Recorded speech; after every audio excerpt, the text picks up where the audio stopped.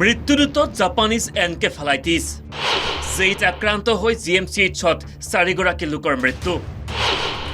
কামৰূপ জিলাত ভয়াৱহভাৱে বৃদ্ধি পাইছে জাপানিজ এনকেফেলাইটিছ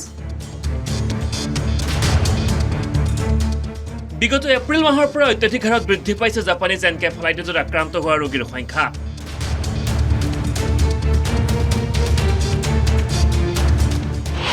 বৰ্তমানলৈকে মুঠ 32গৰাকী লোক আক্ৰান্ত হৈছে জাপানিজ এনকেফেলাইটিছত সংক্ৰমিত আটাইকেইগৰাকী ৰোগী গুৱাহাটী মেডিকেল কলেজ হাস্পতালত চিকিৎসাধীন হৈ আছে আক্ৰান্তসকলৰ ভিতৰত 12গৰাকী কামৰূপ জিলাৰ নলবাৰীৰ 8গৰাকী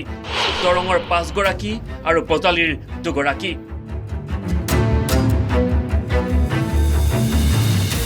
মৰিগাঁও নগাঁও ধুবুৰী আৰু মেঘালয়ৰ এজনকৈ ৰোগী আক্ৰান্ত হৈ চিকিৎসাধীন হৈ আছে আমাৰ গুৱাহাটী চিকিৎসা মহাবিদ্যালয়ৰ চিকিৎসালয়ত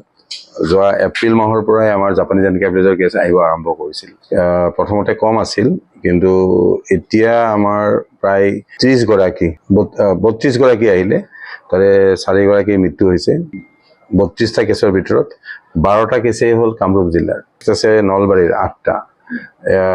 ইয়াৰ ভিতৰত কামৰূপৰ এটা নলবাৰীৰ এটা মৃত্যুমুখত পৰিছে তাৰপিছত দৰঙৰ 5টা বজালীৰ 2টা মৰিগাঁৱৰ এটা নগাঁও এটা ধুবুৰী এটা আৰু মেঘালয়ৰ পৰা এটা কেছ আহিছে কিন্তু দুৰ্ভাগ্যজনকভাৱে আক্ৰান্তসকলৰ মাজৰ 4গৰাকী ৰোগীৰ ইতিমধ্যে মৃত্যু হৈছে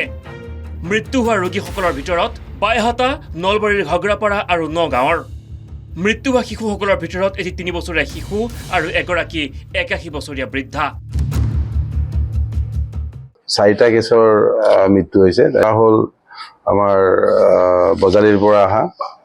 এটা হৈছে আমাৰ কামৰূপ বাইহাটা চাৰিআলিৰ পৰা অহা এটা হৈছে আমাৰ নলবাৰী ঘগ্ৰাপাৰাৰ পৰা অহা মহিৰা বুলি গাঁওখনৰ পৰা আৰু এটা হৈছে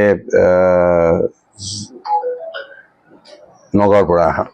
গতিকে এই 4টা কেছ এক্সপায়াৰ কৰিছে কেনেধৰণে সংক্ৰমিত হয় এই জাপানিজ এনকেফেলাইটিছ ৰোগ গুৱাহাটী মেডিকেল কলেজ হাস্পতালৰ অধ্যক্ষ ডাক্তৰ অচ্যুত বৈশ্যই জনোৱা অনুসৰি মহ গাহৰি আৰু ধাননি পথাৰৰ পৰা অধিক সংক্ৰমিত হয় জাপানিজ এনকেফেলাইটিছ আপোনালোকে জানে যে এইটো জীৱ-জন্তুৰ ৰোগ বিশেষকৈ গাহৰিৰ মাজত থাকে বা চৰাইৰ মাজত থাকে কিন্তু যেতিয়াই তাত বেছিকৈ মহৰ উৎপত্তিস্থল বেছি হয় তেতিয়া মানুহৰ মাজতো এই সংক্ৰমণ হয় যিবিলাক ঠাইত বিশেষকৈ আপোনালোকে দেখিব যে বিশেষকৈ এইটো ধাননি পথাৰ য'ত থাকে তাত বেছিকৈ হয় গাহৰি এতিয়া ধৰক আগতে গাহৰিৰ সংখ্যাটো আগতে আছিল কি যে ধেমাজিত হয় লখিমপুৰত হয় আপাৰ আসামত য'ত গাহৰিৰ প্ৰাদুৰ্ভাৱ হয় তাতে হয় জাপানিজ এনকেফেলাইটিছত সংক্ৰমিত লোকৰ শৰীৰত কেনেধৰণৰ সমস্যা দেখা দিব পাৰে তাৰ উদাহৰণ দাঙি ধৰিলে জিএমচিএইচৰ অধ্যক্ষগৰাকীয়ে জ্বৰ হ'ব বমি হ'ব হেডেক হ'ব যথেষ্ট গতিকে জ্বৰ এপিডেমিয়েল চিম্পটম বুলি কয় সেইটো তাৰপিছত 3-4 দিন থাকে তাৰপিছত তেওঁৰ আৰু যেতিয়া তেওঁৰ নাৰ্ভাছ ছিষ্টেম যিটো আমাৰ ইনভলভ হ'ব তেতিয়া অকণমান মানে তাৰ মাৰাত্মক ৰূপ ধাৰণ কৰে পিছে এই জাপানিজ এনকেফেলাইটিছৰ নাই কোনো নিৰ্দিষ্ট চিকিৎসা পদ্ধতি তেনেহলে সৰ্বসাধাৰণে কেনেকৈ জাপানিজ এনকেফেলাইটিছৰ সংক্ৰমণ প্ৰতিৰোধ কৰিব পাৰিব যে জাপানিজ এনকেফেলাইটিছৰ যিটো চিকিৎসা সেই চিকিৎসা কোনো ইয়াৰ নিৰ্দিষ্ট চিকিৎসা নাই গতিকে ইয়াৰ হ'ল প্ৰিভেনশ্যন আৰু বিশেষকৈ যিটো আমি মেলেৰিয়াৰ কাৰণে যিটো বেড মানে মস্কিটো যিটো বেডনেট যিটো ইম্প্ৰেগনেট কৰি দিয়া হয় সেইটো ব্যৱহাৰ কৰিলে ইয়াক উপশম কৰাব পাৰি উল্লেখযোগ্য যে এপ্ৰিল মাহত অত্যাধিক হাৰত বৃদ্ধি পাইছে জাপানিজ এনকেফেলাইটিছৰ সংক্ৰমণ কামৰূপ জিলাত ভয়াৱহ হাৰত বৃদ্ধি পাইছে জাপানিজ এনকেফেলাইটিছ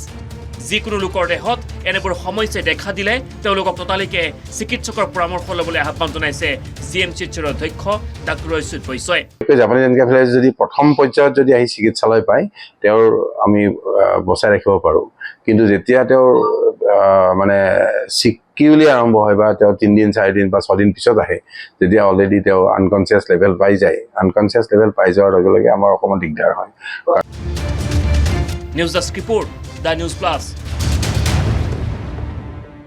যিকোনো খবৰৰ বাবে যোগাযোগ কৰক 7099017330 লগতে 7099017110 নম্বৰত